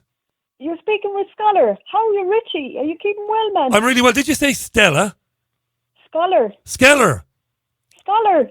Stellar. Oh, very good. Stellar, how are you? Nice to speak to you. Where are you? I'm in the northeast. You're in the north where things are getting a bit grim. Oh, I'm not even allowed to see my friends. I'm gone mad. I'm gone stone mad. I want to be your resident comedian. You can be our comedian if you want. The job is vacant. Where are you originally from? Oh, I'm from the west of Ireland. From the west. I thought you might be from the west. All right. Yeah, I'm from the west, but I just want to say a big hello to everyone. I know a lot of your followers are from Ireland, and hello to everyone in Ireland, and hello to you, Richie. And you're keeping us all sane because we're living in mad times. These are mad times. How did you end up in the northeast of the UK? Oh, sure. Australia, via Greece, via Japan, via... Do you know, I was following the footsteps of St. Cuthbert. You ever hear him? I didn't know, but I'm all ears. Have you never heard of St. Cuthbert? Cuthbert? No, I never did, no. But I'm sure there's a saint for every name. Oh, I'm mad for saints. I want to become the patron saint of children. I want to be a revolutionary saint, so I do. That's your ambition? And, that's my ambition. I want to rid the world of all this madness. This lunacy. And I want to be able to go out and see my friends. And I want to be able to go out and have a cup of tea and a couple of jocks. You know, that's all people want nowadays. Is that too much to ask? The simple stuff, eh?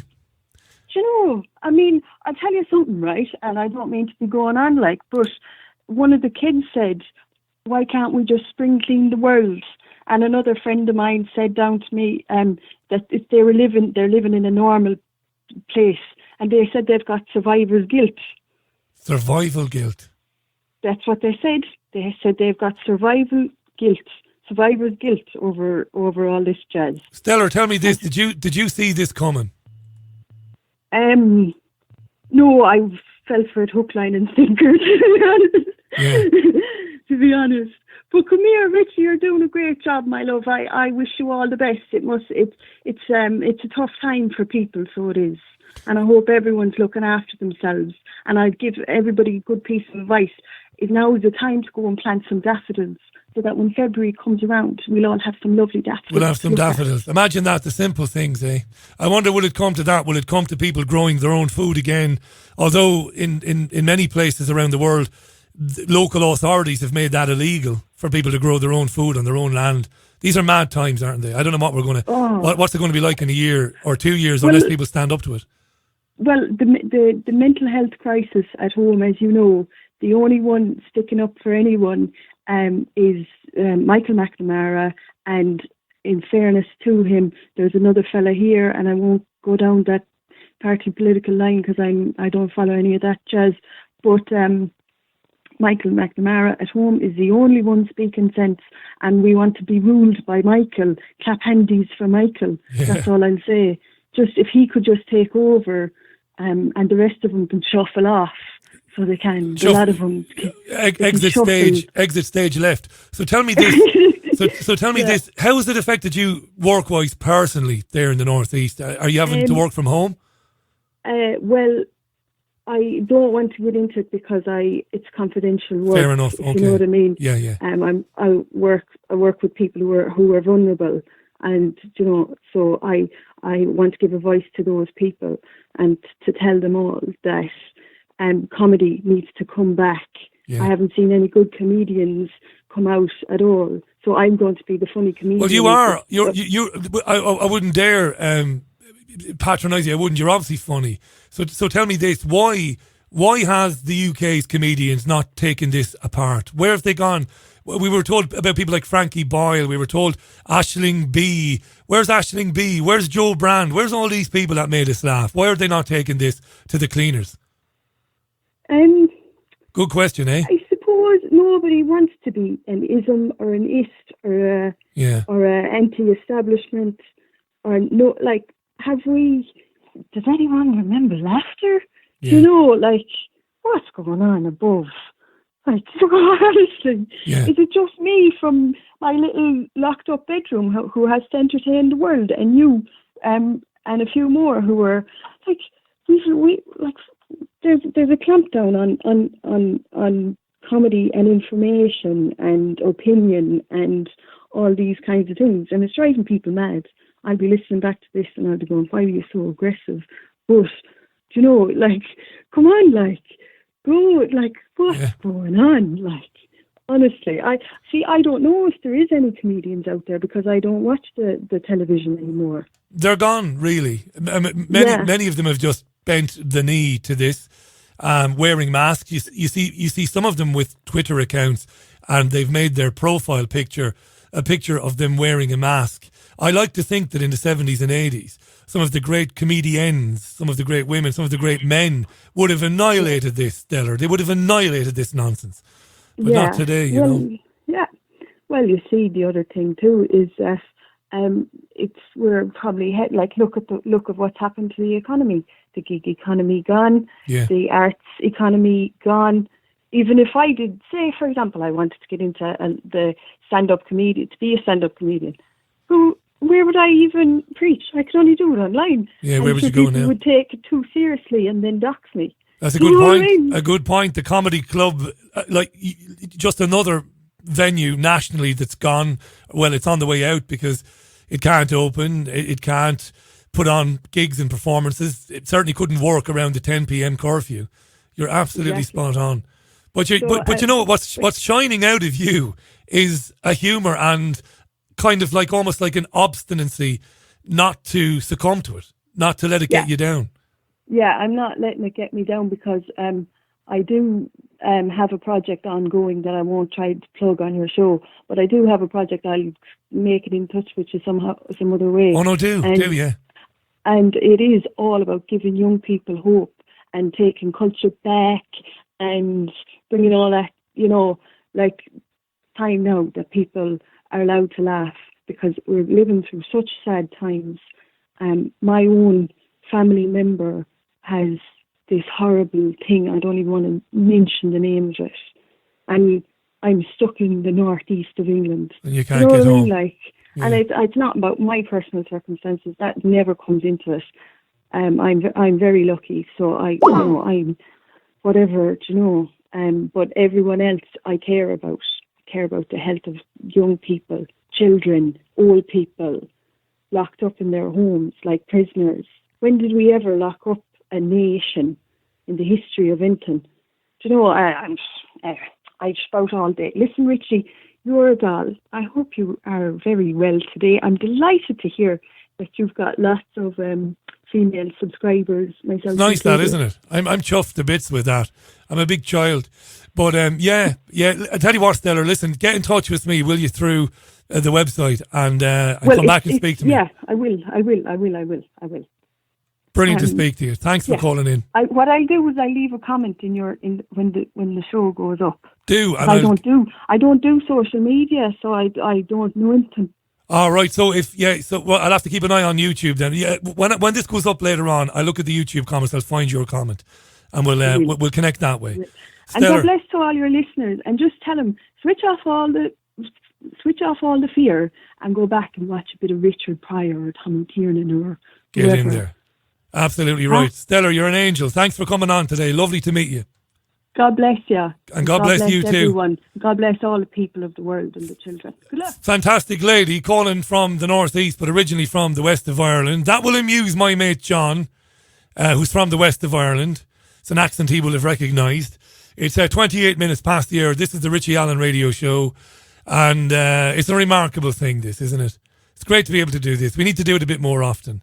I always say that. But at the same time, you say we should do it a bit more often. But it's lovely as well at the same time if we do it every 6 or 8 weeks, you know. So I'm going to get Ian on. Because I said I would. I'm a man of my word. And Ian has been waiting patiently. And he tried to get in at the very beginning. So we'll get Ian on. And I tried to reconnect with the gentleman from Newcastle with the bad line, but I couldn't reconnect with him. Ian, sir, hello. How are you? Hello, Richie. Hello. You're a gent. Nice. Thanks for your patience, by the way, mate. Where are you based in the country? I'm from Birmingham. Birmingham, in the Midlands, the second city. Yes. You've waited, my friend, so take the stage. What would you like to say? First of all, how are you? I'm perfectly fine. Well, don't tell anybody, but I have a bit of a runny nose. I'm terrified someone's going to come. Oh, Jesus. Somebody's going to dob you in. Give me a test that I don't approve of. Listen, did you hear those footsteps approaching your front door? Somebody's dobbed you in. I'm only joking. So what would you like to say then? Well, first of all, the obvious. Thank you for everything that you're doing. I think it's a remarkable program with the whole spectrum that you have on the show. It's really helpful to everybody that thinks and takes in all points of view and forms their own opinion on what's happening. It's a really informative thing that you do. Thank you, mate. No need to say that, but thank you very much. Okay, and secondly, I want to say to Stella, your previous caller, just how much sympathy I have for her being stuck in the northeast of England. That must be awful. That's a bit unfair now, Ian. We like the Geordies. It's the Scousers we don't. I'm only joking. I love the Scousers as well. Well, of course, the difficult thing for Stella is not being able to go back home to see your relative who's unwell. This is tyranny. Anyway, back to you, mate. It is. It's absolute tyranny what's happening. It's absolute tyranny because Stella just hit so many chords in the whole conversation you've had with her. She mentioned about the children with survivor's guilt and just how much psychotic, neurotic hypochondria is being instilled into such a formative mind, a young generation, of what's being done to the children is, like you say, tyranny. It is awful, awful stuff. I had a conversation just last weekend with my aunt and uncle, and they are both law-abiding, upstanding citizens, which I am as well, but they are middle-aged and they've worked for their house, their car, everything that they have. And I have a conversation with them, and I don't have a car, I don't have a mortgage. And I had a conversation with them over the phone, and they said, we wear masks when we go to visit your nan and so on. I asked them why do you? And their answer, when over the course of a long conversation, their answer simply boiled down to, we're just following the rules. Yeah. And we just have to follow the rules because we don't want to be on the wrong side of the rules. And it really got me thinking, okay, I don't have the car, the house, the mortgage, the career that they do at their age. I'm in my early 30s, they're in their late 50s. They do have the car and the mortgage. It struck me, Richie, I don't know if you've got any thoughts on this. All of this is like a great equaliser for all of those that are beneath the powers that be, the upper classes, as we might think of them. For the rest of us beneath them, whether you've got the house and the mortgage, or you're just renting, or you cycle, whatever it is, it's like this is the great equaliser that gets to all of us at once. Yeah. And all of us are going to be prepared for a future on an equal footing of digital currency, being removed from the class system that we've got used to, where we get onto the first rung on the ladder. You leave school, you think you'll get your first cheap house, and then when the market's right, you'll sell it and then upgrade when the time's right. It's like all of that will be in the past. That's not how it's going to work anymore, because that isn't the future with COVID or whatever it is. They'll rebrand it in the future. It struck me that this is a great equaliser, where I have a phone conversation with somebody who is in a different social strata, not too far off from me, but a different strata of where I am. But they're telling me I wear it because I'm afraid of getting on the wrong side of the rules. Do you understand what I'm saying? I do, yeah. I haven't. That hasn't occurred to me, but yeah, it struck me as a great equaliser. Yeah, readying us for something. And of course, we know what's happening. You have your guests on the program, and I'm sure that all of the people that follow you on Twitter that I speak with, we all understand what's happening in the bigger picture, the agenda to get people used to a government that is involved in every single aspect of your daily life. And that is something that's really been geared up to Gear 5 this year. If a year ago somebody had said that the Secretary of Health will be on television telling you can't bugger the person up the road, or have, or whatever the case is, you'd have laughed and said, "Don't be stupid." Yeah, I the would Health have. Secretary, back in 2013, when the Health and Social Care Act came in back in 2013, do you think anybody would have given it a blind bit of notice if they said, "By the way, you can't have sex with the person at the end"? And of course, it would be ludicrous. But now the government is now just that little inch further into your perception of the role that it plays in your daily life. And I think that's part of the reconditioning of society. And are you worried, Ian, that there is some level of acceptance in society now to what you said, that there is an acceptance that, well, I suppose if they have to tell us that we can't go next door and have a meal or whatever, that's my fear, that there's a kind of a creeping acceptance. Do you feel that? Yes, absolutely. Yes, the creeping acceptance of the role that the state plays within your daily life. Absolutely. To keep us safe. To keep us safe. And of course, you know the terrible crimes that have been committed in the past under that purview of für ihre Sicherheit, for your safety. Yep. Terrible things have been done in the past under that mantra.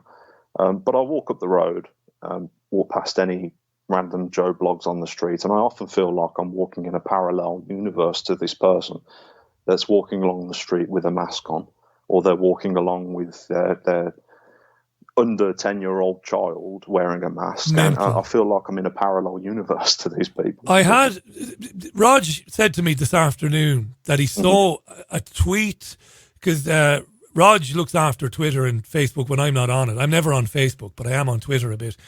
And he said somebody sent a tweet to the programme, I didn't see it now, saying that she broke into tears when her friend's 5-year-old turned up to walk to school with her child, and the friend's 5-year-old was wearing a mask, and she just burst into tears. She couldn't believe it. It is. It's heartbreaking to see.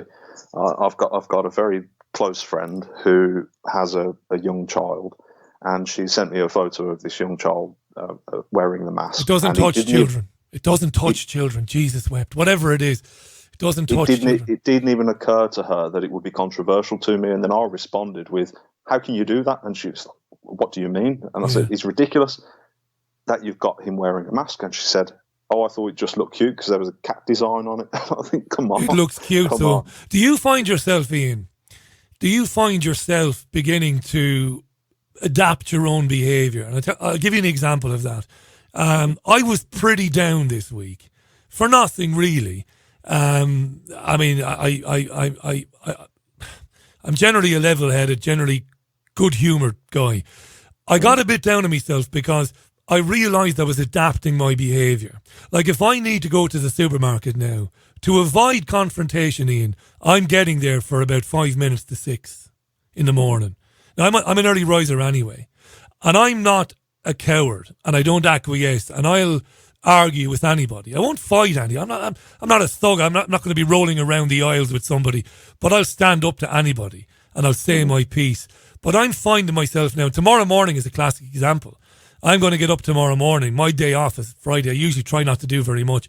And I'm going to head for one of my local supermarkets just because I know there won't be many people there, and I'm less likely to end up in an ugly confrontation with a dipstick who's wearing a mask.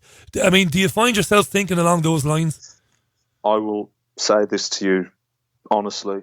I do put the damn thing on my face to go into the shop and do my shopping and then leave. And then You're not take it off. asleep. You're not asleep. Jesus. I mean, you're not asleep. But again, like me, you're just avoiding a row. Yes, it's like you say, adapting to the reality you find yourself in. And of course, it's what the devil on my shoulders keeps telling me, is this the hill you want to die on? And the answer is no, I'm not going to die on this hill. But if anyone ever comes to me insisting you've got to take that poison into your veins, I'll die on that hill. Yeah, absolutely. I'll put it's not a mask, it's not a surgical mask, it's just a piece of fabric. I just put it over my ears and then carry on and do my shopping and come out and take it off. But I'll die on the hill when it comes to a jab. Absolutely, I'll die on that one. But I do adapt when it comes to just getting onto a bus and then take it off when you find your seat. And somebody could say to me, well, you're being a hypocrite, but I don't think so. I think it's adapting to your surroundings. And I've got all the time in the world for anybody that can come into a shop with me and say, okay, we've got to do this for the sake of the next 5 minutes of peace and tranquility. But absolutely, when it comes to a vaccine, when it comes to a vaccine, the answer is just a flat out no. And that is the hill that I'll die on. I think you're channeling your inner Sun Tzu, I think. I think so. That's the way to go. I mean, I genuinely do have asthma. So it could be, I could be asked, well, tough guy, if you didn't have the asthma and you didn't have an inhaler, would you still turn up to your supermarket in the morning without a mask? And I probably would, but not because I'm a bigger man than you, I am not. I would just do the Irish thing. I would just lie. If they said, why aren't you? Oh, I'm medically exempted, or I've got COPD. So listen, you're certainly not asleep. You're certainly not a hypocrite. A lot of people will probably empathise with that. Ian, I'll give you the final word because I'm 20 minutes to the top of the hour. There's another few calls to come in, but that was a brilliant point you made there about the equalising aspect of all this. It's really got me thinking that. Final word to you, my mate in Birmingham, and then I'll move on. Go ahead. Well, that was really what I wanted to just put to you and just give you something to think about, and hopefully some others as well on Twitter and I just wanted to say again, Richie, thank you for everything that you're doing, and I'll let you carry on. I'm not doing anything, mate. Just talking, and I'm not modest either. I'm the last person in the world to be modest. It's a platform for smart people to say things that they want to say, and for people to get on. You can't get on talk radio to say what you said. Sadly, you can't get on LBC, so it's good to do that. Have a great weekend, Ian, and thanks for coming on today, mate. I enjoyed speaking with you. Cheers, Richie. And bye for now. That was Ian in Birmingham. Lots of calls coming in. I'm pretty sure we're getting through the queue. It is, as I said, just gone 20 minutes. It's 19 and a half minutes to the top of the hour. Our good friend, I should say our good friend, because he's been very good in using his celebrity to speak about these things. And that is Peter Ebdon, former world champion snooker player.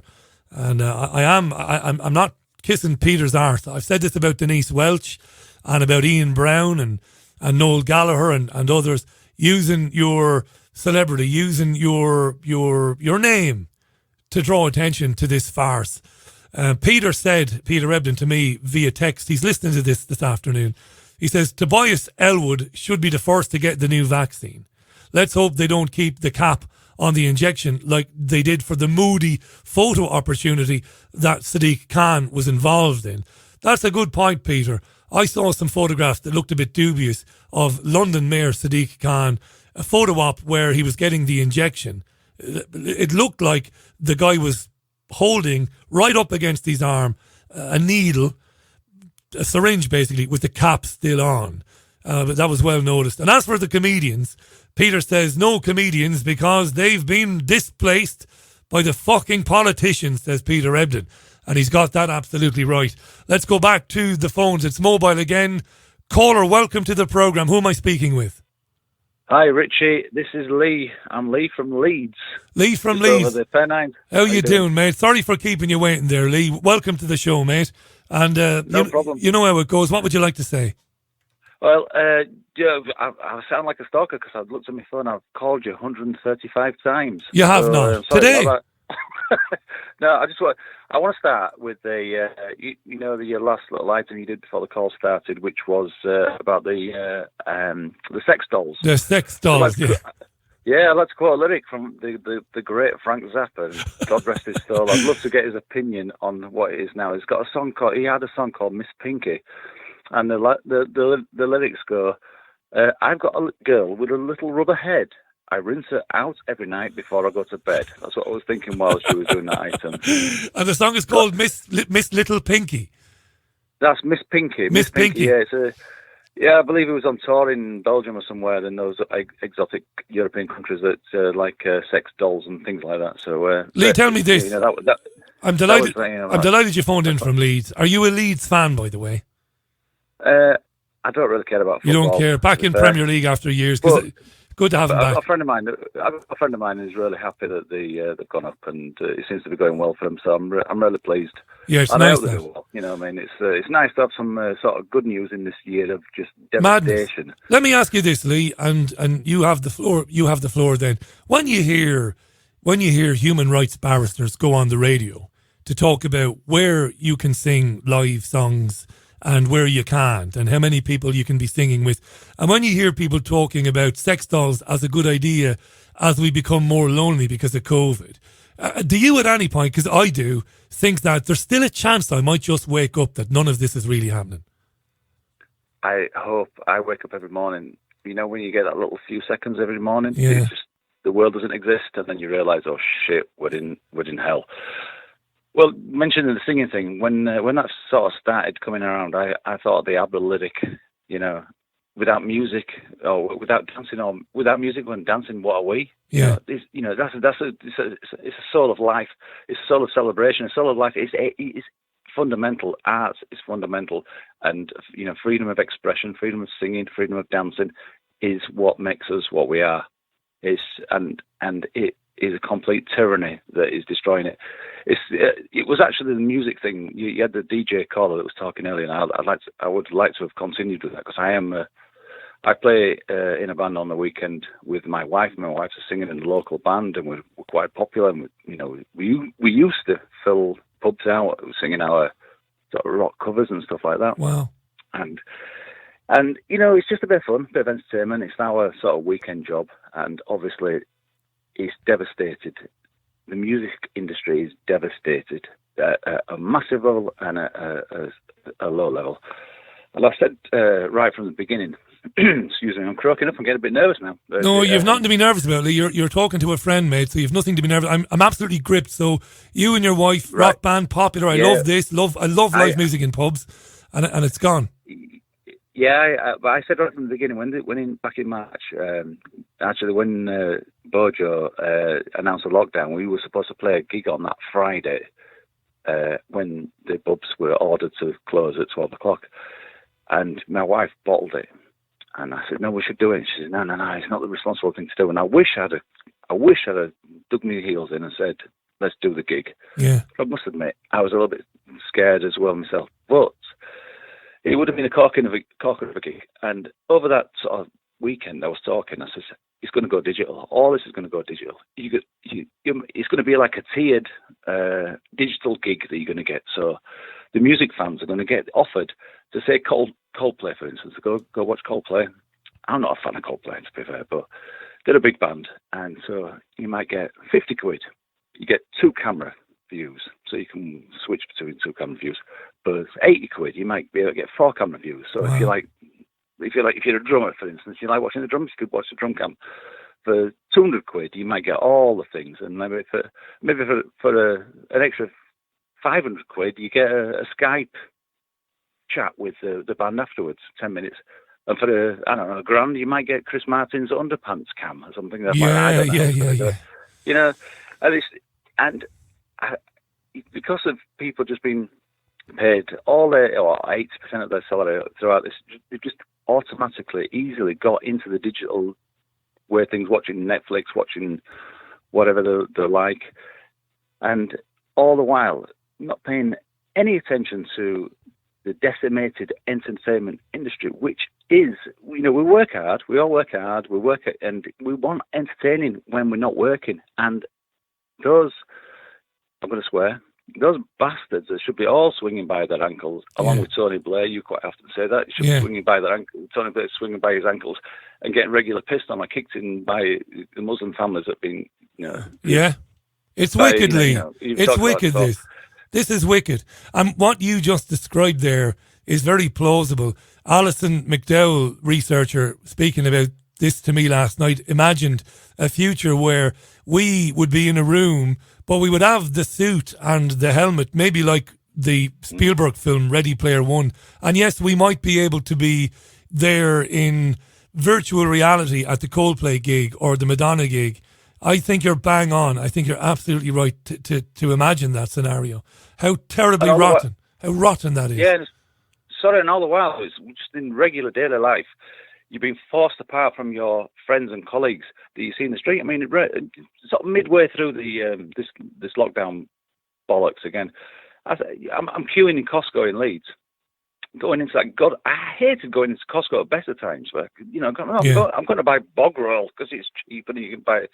I don't know. I think we had a barbecue coming up, and I wanted to buy 60 burgers or something like that. To, although I could only have 10 people in the garden or whatever it might be. I'm snaking up and down the little thing, and funny enough, the guy who also works in the music industry, he's a sound engineer, runs a live music venue.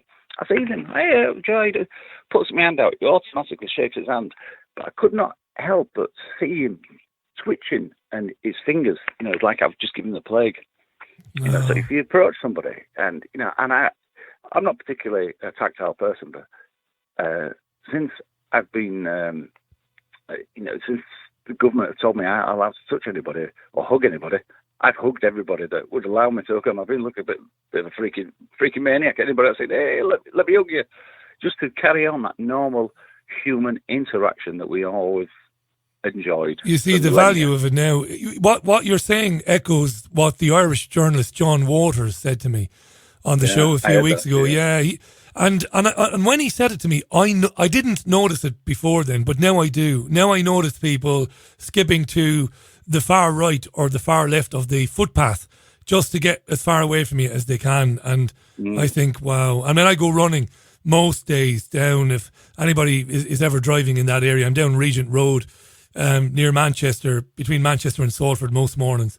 And when people are coming against me, when they're walking towards me, they're just, some of them even, they actually walk onto the road, and it's a dangerous road. And I think, what's wrong with you? But I don't blame them. How do you feel about them? I've managed so far not to become bitter towards those who don't understand. I don't want to call them sheep. But are you finding it hard not to be angry with them? Because if they were more, I suppose, alive to what's happening, maybe we could put a stop to it.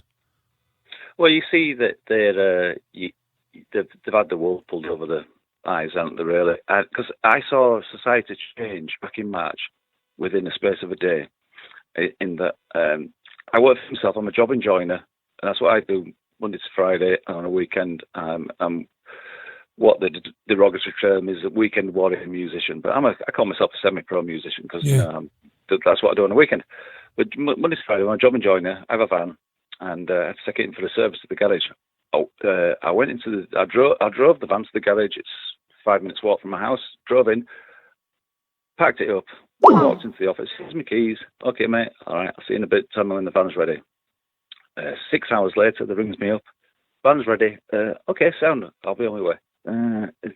Could we take payment over the phone? Well, I've got some cash in my pocket. I wanted to pay you cash. Oh, no. All that sort of shit. It's like, well...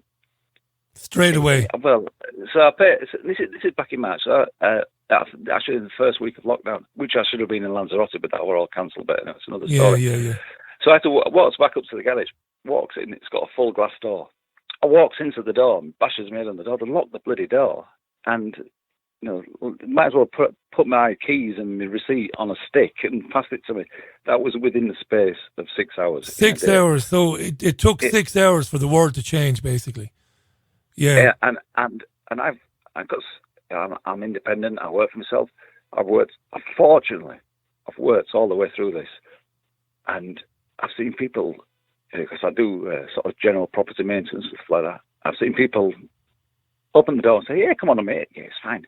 And I've seen people virtually stood there with hazmat suits and offering me a mask. This is before masks were mandated. I said, "What are you doing?" What are you doing? Look, I'm not wearing a mask. I'm not going to lick your eyes or something like that. You know what I mean? Wow. Which you may have heard, and you said back in the interview I had for a while back, and it made me laugh. I'm not licking your eyeballs. Madness. Crazy. Lee, I'm going to take one more call before I go because I'm just out of time. Yeah. What's your wife's name, if you don't mind telling us? What's your wife's first name?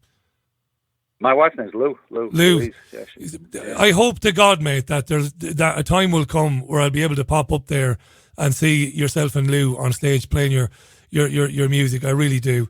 I really do. I'll tweet you a link to our little YouTube, our Facebook thing on YouTube. Do, mate, do. Make sure you do that. You can enjoy the little We did some lockdown videos, which the novelty wore off, where we did. Yeah. Sort of thing. I wanted to play. We need to play in front of people. But I really appreciate your time. No, not at all.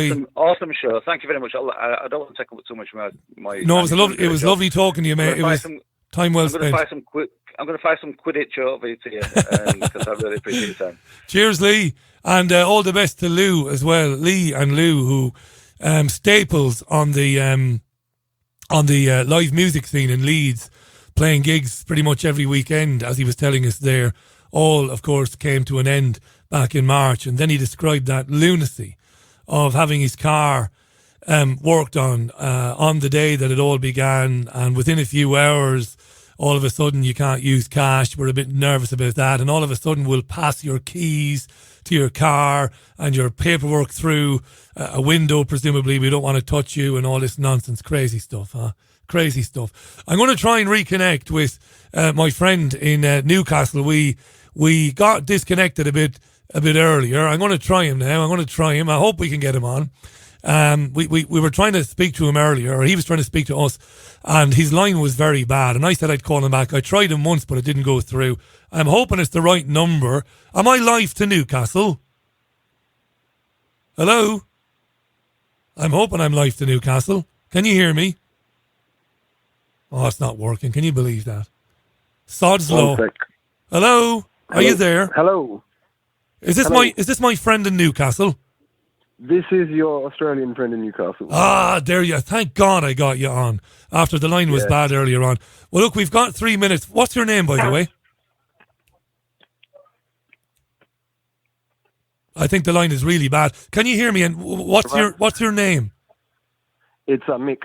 Mick, lovely to meet you, my friend. We've got 2 minutes. Say what you'd like to say. The floor is yours. I'll make it as quick as possible. Just my partner at the start of September pulled out her lad from school, and just since then we've been harassed by the social services, the police. We're concerned with her mental health, concerned that your lad's not being looked after. So every day the social services were trying to knock on our door. We let the social services in once, and this social worker said, nice house, you're all clean, well presented, I've no concern here. And then we get a phone call the next night that, we're concerned with your mental health, we need to do a test on you. So we've refused that, but we took her lad yesterday down to Liverpool. And as we just dropped him off with his nans, we got a phone call from the police saying that he's been filed as a missing person. No way. Just this harassment. It's disgusting what this government's doing. Wow. I don't know what to say to that. We had police come last week, and then these two intimidating officers, and they're saying it's illegal to take your kid out of school. Have you and your partner spoken to a solicitor or anybody? No, we haven't. Well, you need to, at the speed of light. Yeah. Aye. That's what I would say, Mick. I would speak to a solicitor at the speed of light. At the speed of light. We will. Because it's disgusting. I mean, I've been the post office next to where I live. The guy refused me entering. I said, I'm exempt, mate. And he said, what's your reason? I said, it's none of your business. And he said, well, actually, it is. You need to get out of my shop. All right, you're not getting my money anymore. Yeah, once you say that you're exempt, they must drop it. They can't pursue with the Disability this guy didn't. and Equalities Act. Yeah. Can I ask you, where's your child now? He's with his nans in Liverpool. We took him to Liverpool yesterday. And the last contact you had with the authorities was well, funnily enough, but no knocking on the door today.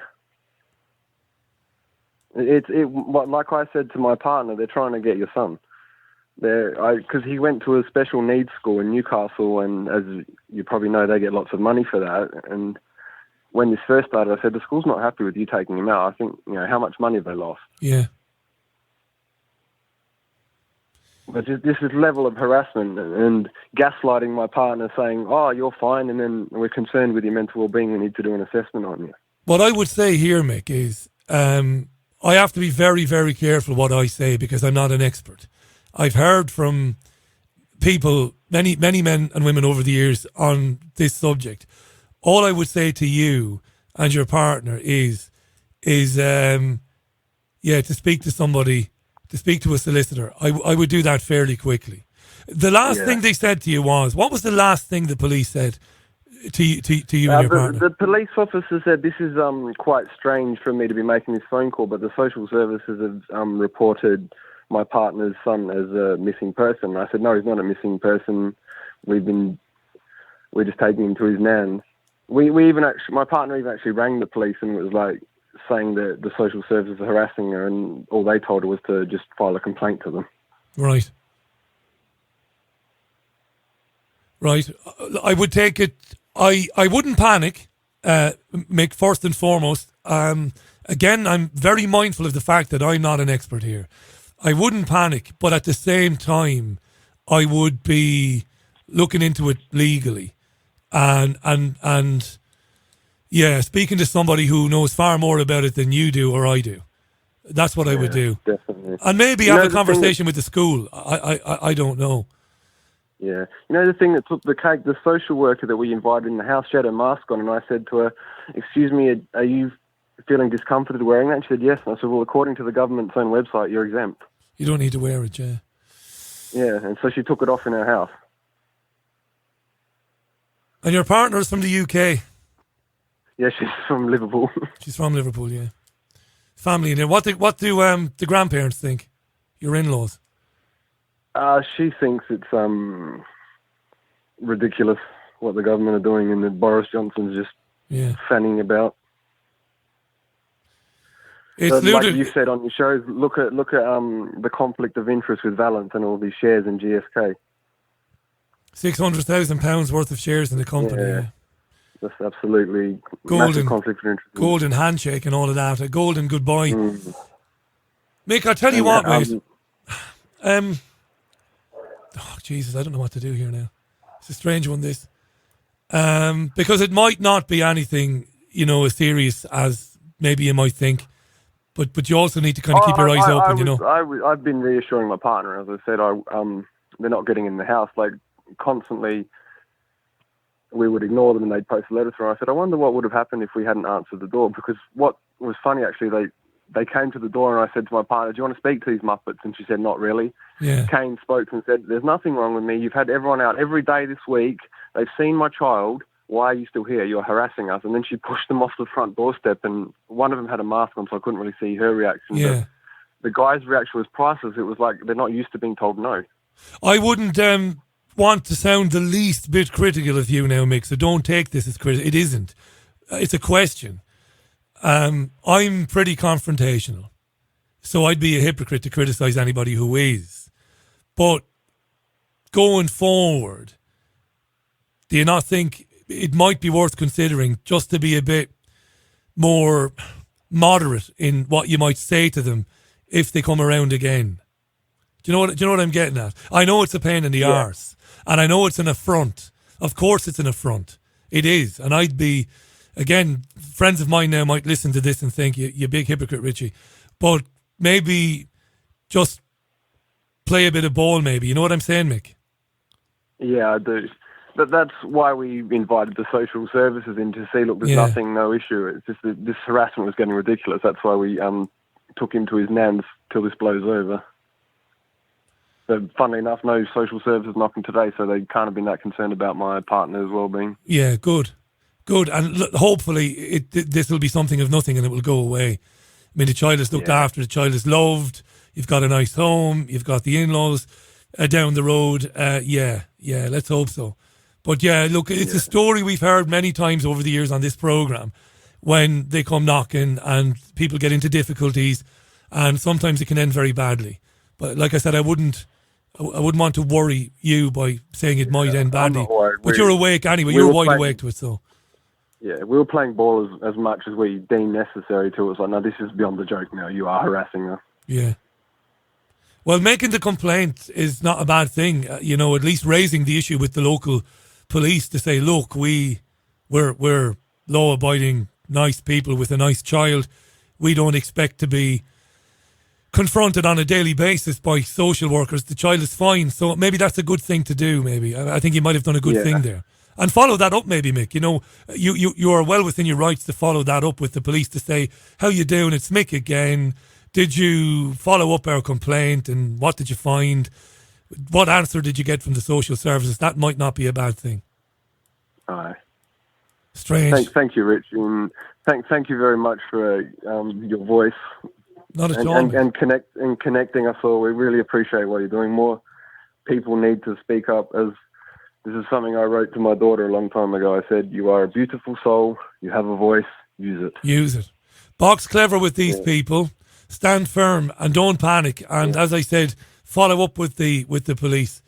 And all the best to you and your partner, Mick.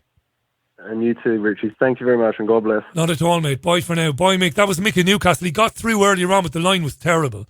And thankfully we got through with him again. He sounded a bit concerned there, taking a child out of school. And for their own reasons, as he said, as he outlined. And then being confronted by the local authority in the form of social services, which a lot of people worry about these days. And as I said, there are times when they have every right to be worried.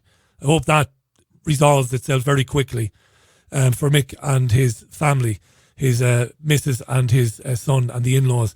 As I said, I never give advice on stuff like that because I don't. Too many times we've had people on here talking about that subject, talking about dealing with visitation from these groups of people, from the council, from social services, from health visitors and all of that. I always recommend that you speak with a solicitor who would be in the know, somebody who deals in family law. Ask their advice at the outset. And then try not to be as confrontational, or try to be as moderate in your dealings with these people when they turn up as you can be. It's not always easy. And I feel like a bit of a hypocrite saying that, because I think if we were to be blessed with a child and somebody came along banging on doors, asking questions and demanding to see this or that, I'm not sure that I'd be as moderate as I'm maybe urging you to be in that situation. But I hope that resolves itself and it comes to nothing. Thanks for your calls, by the way, every one of you. I really appreciated it. I enjoyed speaking with you. We'll do another phone-in real soon. And nothing else for me to say really other than have a great weekend. Look after yourselves and one another. And I'll speak to you on Sunday morning at 11 o'clock for Sunday View. That's Sunday View at 11 o'clock on Sunday morning. And I'm trying to line up a tune now because I didn't do it. I was wrapped up in the calls. Got a tune to close out. It's Lick the Tins and their version of Can't Help Falling in Love with You. Until Sunday, it's bye from me, the BBG. See you then.